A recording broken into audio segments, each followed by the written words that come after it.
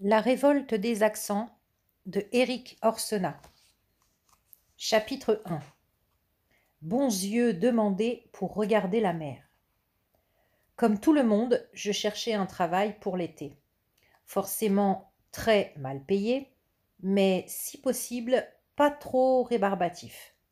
À propos, savez-vous que ce joli mot rébarbatif, qui veut dire désagréable, repoussant, vient du vieux français se rebarber, s'affronter barbe contre barbe. Je m'égare. Si je vagabonde ainsi, jamais nous ne parviendrons en Inde, puisque c'est en Inde que va nous conduire mon histoire, à condition qu'elle ne déraille pas. Sait-on jamais avec les histoires? Les histoires sont comme les trains ou comme les amours. Qui peut les contrôler?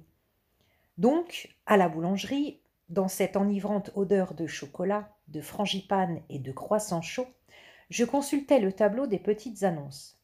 Il y avait là rassemblées et punaisées toutes les manières possibles de s'ennuyer à mourir en juillet et août, pendant que vos amis s'amusent sur la plage. Baby-sitter de jumeaux, garantie bien élevée, vendeuse de supermarché, rayon aquarium ou luminaire, shampouineuse, ongles courts obligés, hôtesse d'accueil au grand salon international de la tondeuse à gazon, formation assurée.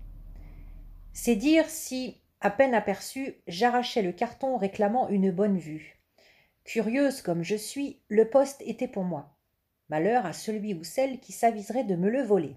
Je courus à l'adresse indiquée, Capitainerie 3, quai La Pérouse. Une foule m'avait précédé, des garçons et des filles de mon âge et d'autres bien plus âgés. La concurrence s'annonçait rude. On se bousculait, on se battait presque.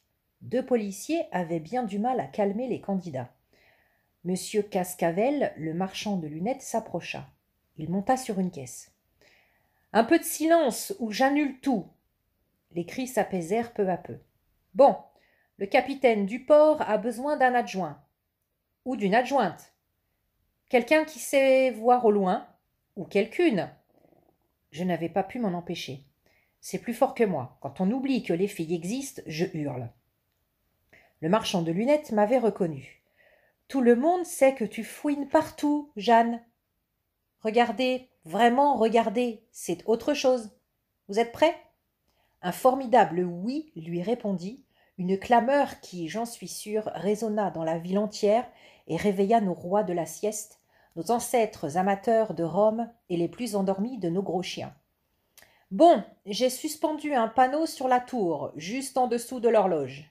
Qui peut lire la phrase? Mes concurrents très vite protestèrent. C'est trop loin. Pourquoi pas l'accrocher sur la lune?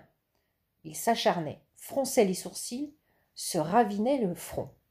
Impossible, inhumain.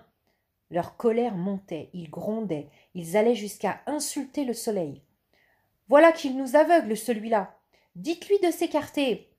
Certains, je les connaissais, ils ne savaient même pas lire. C'était pour eux le plus facile. Ils ânonnaient, ils inventaient n'importe quoi. Derrière l'horizon brillent des palais. Ou les cachalots sautent si haut qu'ils gobent des mouettes. Pas du tout, répétait monsieur Cascavel, sans perdre son calme. Aucun rapport. Au suivant. Vous me prendrez pour une prétentieuse, mais j'avais confiance. Le regard est un muscle. Je l'avais exercé depuis l'enfance. Je suis tellement gourmande de voir. Il me semble que dans le ventre de ma mère, j'écarquillais déjà les yeux. Un à un, mes rivaux ont renoncé, furieux. Un grand a même failli frapper notre marchand de lunettes.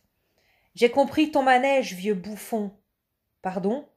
Tu veux nous faire passer pour de quasi-aveugles, histoire de nous fourguer ta camelote.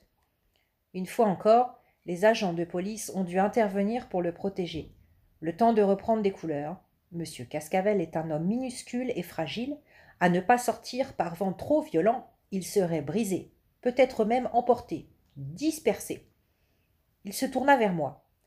J'étais restée presque seule.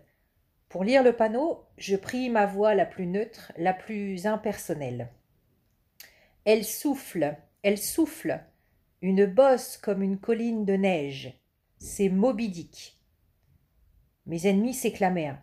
Quelle idiote! Encore à raconter n'importe quoi.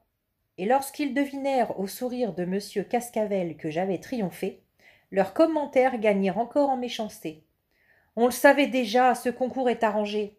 Oui, Jeanne est une tricheuse. Pire, une sorcière. Monsieur Cascavel hocha la tête.